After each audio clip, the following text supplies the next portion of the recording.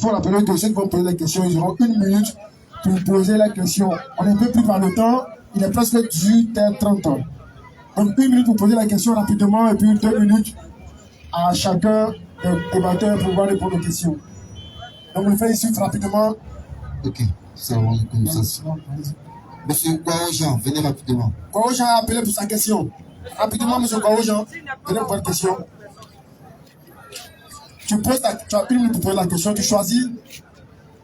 Je m'adresse au frère chrétien, donc pose la question 1 minute. Il a dit Jésus est pur, comme dans le Coran c'est écrit. Je voudrais savoir pourquoi Jésus a été baptisé dans le journée par Jean-Baptiste. Ok, vous avez compris la question. Bon, cette question est relative au salut et le baptême de Jésus nous montrait un enseignement, nous les chrétiens. Parce que les musulmans ne se baptisent pas comme Jésus l'a fait. Vous voyez, le baptême, c'est très symbolique. Voilà, donc, j'ai dit, lors du débat avec mon frère Lopez, j'ai dit que Dieu, dans sa forme originelle, il est esprit, on ne le voit pas.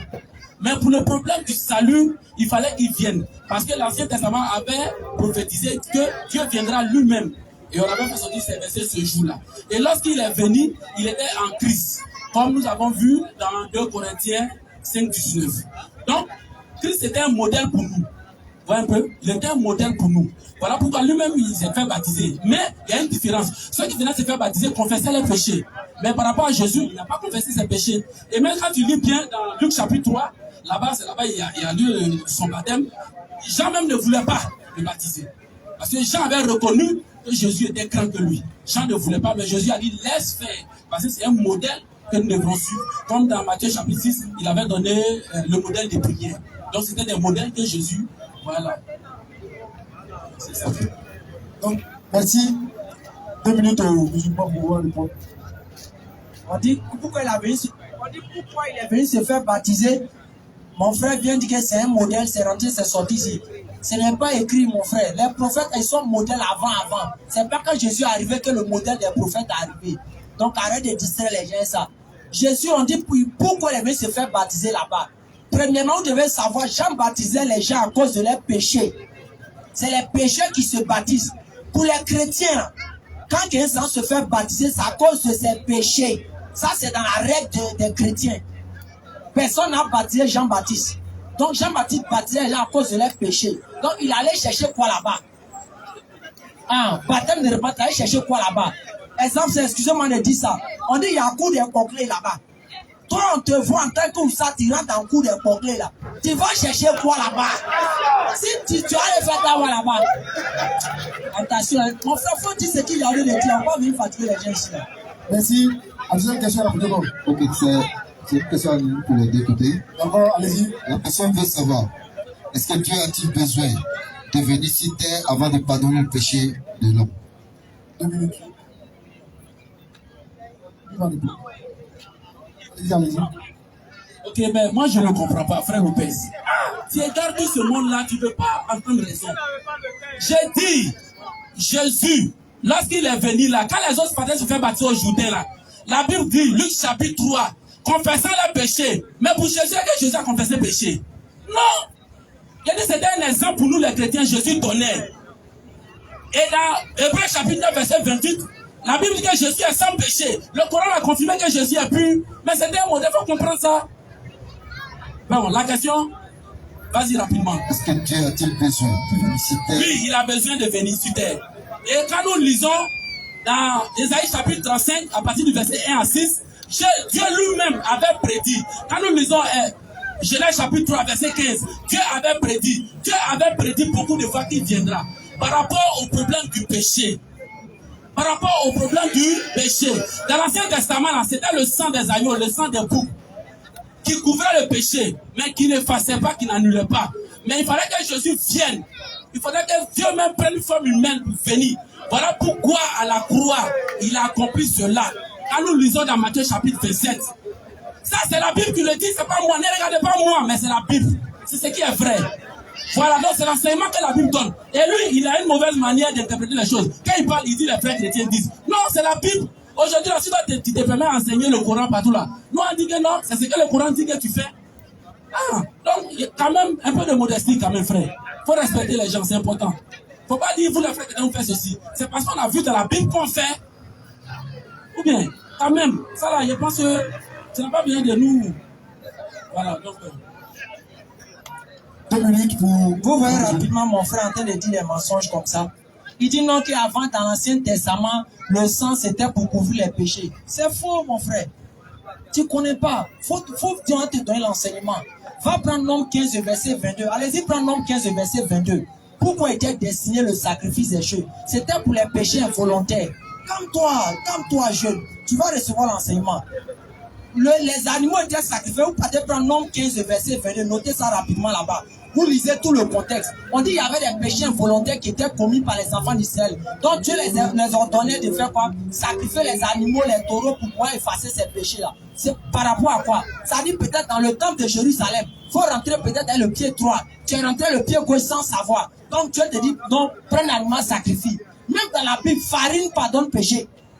Même dans la Bible, farine pardonne péché. Bijoux que les femmes portent, on peut pardonner péché. Je ne te donne pas verset là. Peut-être tu n'as pas encore vu. Je reviens rapidement à ce qu'il a dit. Il dit non que Dieu a forcément pu venir sur terre pardonner les péchés. Mais arrête, c'est des choses à faire.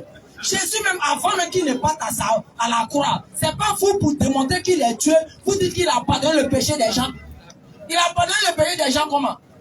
Selon vous, avant qu'il ne passe sur la croix là-haut, comment il a pu pardonner les péchés des gens sans mourir sur la croix? Sachez-vous dire qu'il doit forcément mourir sur la croix pour pardonner les péchés des gens. Ça ne tient pas à ce que tu dis là, frère. Tu enseignes autre chose que ce que la Bible dit. Jésus a toujours pardonné les gens à travers quoi? La parole de Dieu. Et que Jésus n'a jamais purifié les gens et son sang. Il a dit quoi? La parole que je vous ai annoncée aujourd'hui vous a rendu tous purs. Jean 15, 4. C'est pas mon âme, frère. Tout le monde est pur selon Jésus. Donc arrête ce que tu es en train de faire là. Où ça sonne? Ça sonne. La dernière question, puis après, on va donner l'occasion aux débatteurs de se poser des questions. Une question, puis on conclut. Hassan, la question rapidement. Okay. 1 minute pour votre question, Oussaz.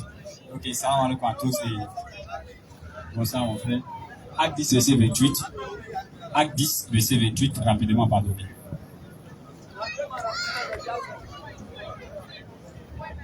Acte 10, le verset 28. Oui. Vous savez, Oui. leur dit-il, Oui. qu'il est défendu à un juif de lier avec un étranger ou d'entrer chez lui. Ok, c'est bon ici, ça me plaît. Donc c'est Pierre qui parle à Corneille en lui disant, tu sais qu'il est interdit à nous les Juifs de rentrer chez vous. Bon, comme Jésus est venu pour sauver l'humanité, pasteur, je voulais savoir, Pierre, l'information que Pierre donne à Corneille ici, là, qui lui a dit ça? Qui lui a dit de ne pas rentrer chez un païen? Vous savez, les Juifs savaient leurs coutumes. Les Juifs savaient leurs coutumes. Et même, c'est pas affaire de Corneille même. Dans Genèse, lorsque Jacob est allé en Égypte, il était interdit que les Juifs, avec les Égyptiens, se mettent ensemble. Tu comprends un peu? Voilà, donc, c'est une coutume des Juifs. Et Pierre aussi a retenu cette coutume-là, parce qu'il était ancré.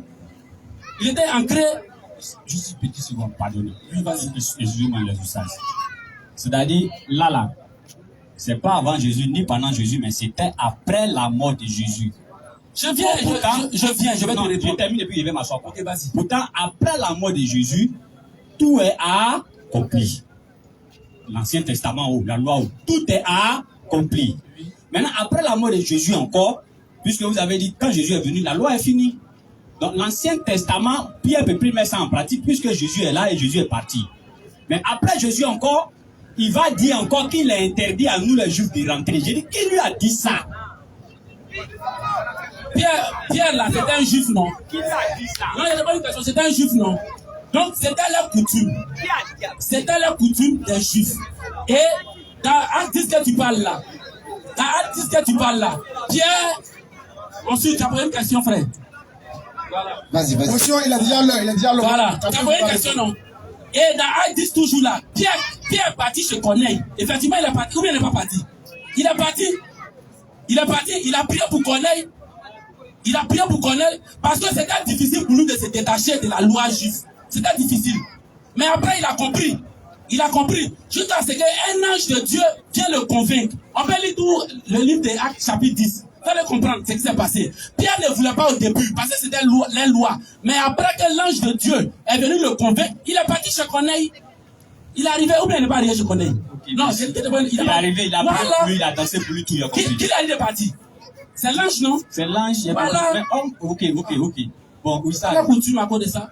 Non, on voulait savoir qui a dit à Pierre. On revenait 2 minutes à Oussa pour pouvoir répondre. Oui, non, c'est la même question. Qui a dit à Pierre de ne pas rentrer chez Jésus? Lui, il n'est pas honnête. On te pose la question qui a dit. Il dit c'est les coutumes des Juifs. Ah bon? C'est pas vous qui avez dit qu'après Jésus, les coutumes sont finies, les disciples obéissaient à autre chose? Pourquoi vous faites les choses comme ça? Va rapidement. Matthieu 10:5. Écoutez qui lui a dit ça. Quels sont les 12 que Jésus envoya après les avoir donné les instructions suivantes? On dit Jésus a donné quoi? Les instructions suivantes. Les 12 à qui étaient dedans ou bien n'étaient pas dedans? Soit on a dit que c'est Jésus qui a ordonné. Arrête de raconter aux choses pour dire c'est coutume. C'est pas coutume, c'est Jésus qui a ordonné. C'est ça qu'on fait attendre de toi. Arrête de faire fuir le sujet. On peut aller à autre chose, mais pas il voulait mieux mentir cadeau comme ça. Comment on peut mentir vis-à-vis comme ça? Prochaine question. Il a déjà l'heure. Il a déjà l'heure. Il a déjà l'heure de la prière. Donc la prière est primordiale sur tout ce qu'on fait. Donc étant donné qu'il y a déjà l'heure de la prière, on va même réduire le temps qu'on avait prévu pour faire la conclusion. Donc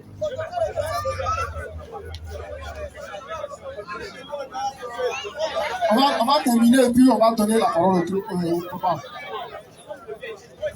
Donc, Inch'Allah, Achille, on va directement passer à la conclusion. Il est déjà l'heure, donc on va vous donner 2 minutes pour faire la conclusion, puis 2 minutes à écrire pour faire la conclusion, puis on va finir.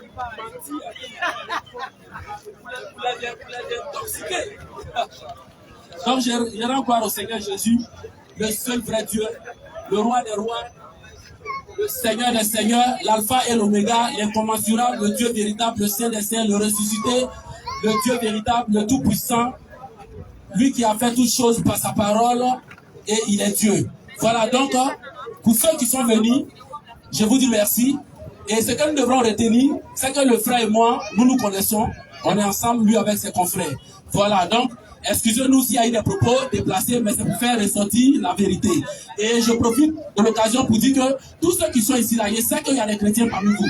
Donc je profite pour lancer l'appel en même temps. Ceux qui veulent donner leur vie à Christ, il est encore temps. Et voici les passages que nous avons lus. Et le frère aussi n'a pas pu contester avec moi. Je l'ai été montré dans le Coran où Mohammed a dit qu'il est le sauveur de l'humanité. Il a tourné. Il a parlé seulement du témoignage d'Allah. Dans le Coran, il y a le mot sauveur. Mais ce n'est pas attribué à Mohammed. C'est attribué à Allah seul.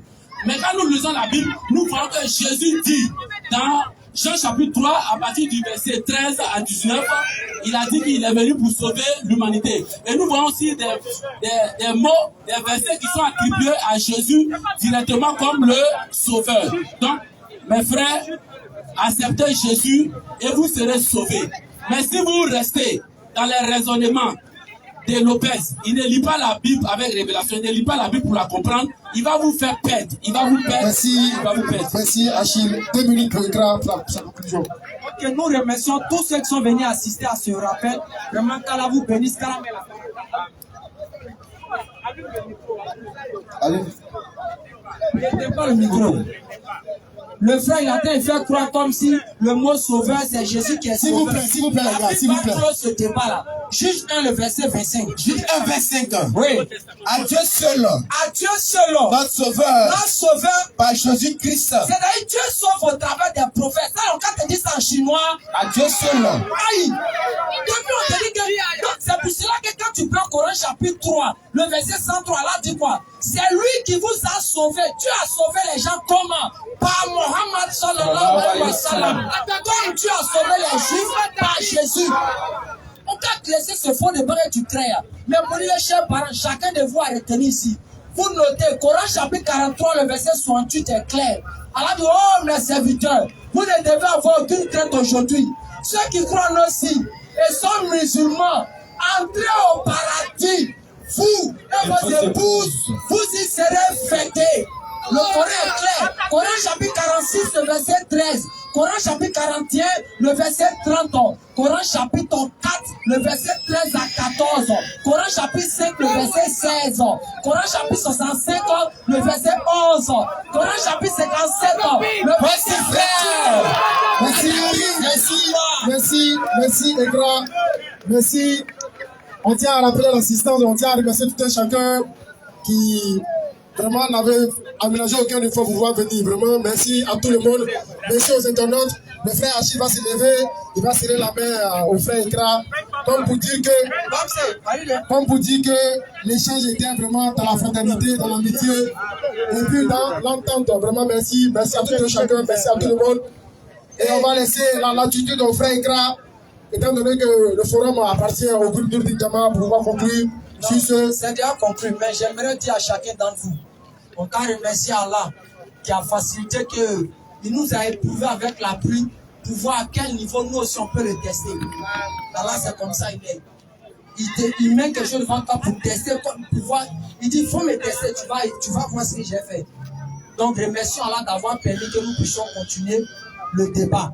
Et toute la louange revient à Allah. C'est Allah ce qui l'a fait, c'est Allah ce qui l'a fait, c'est Allah ce qui l'a fait. Qui bénit chacun d'entre vous ici. Donc c'est chaque dimanche, nous sommes au rond-point de la mairie d'Abobo ici. Vous pouvez nous suivre sur la page officielle Nour Djama. Là-bas, vous pouvez continuer les débats, tout ça. Les samedis, on prêche à Koumassi.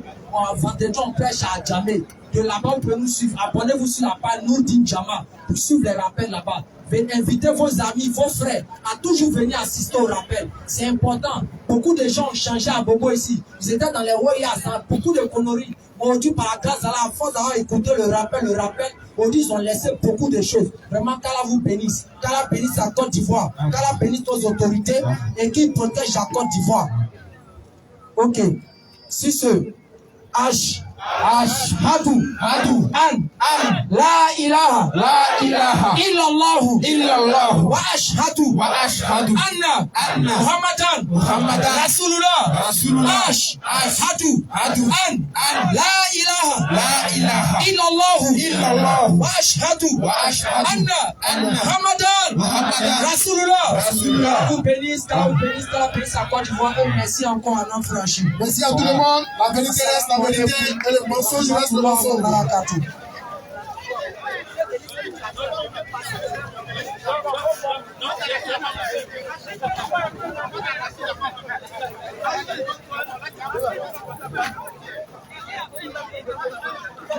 Même si tu vas voir, vous allez faire quoi?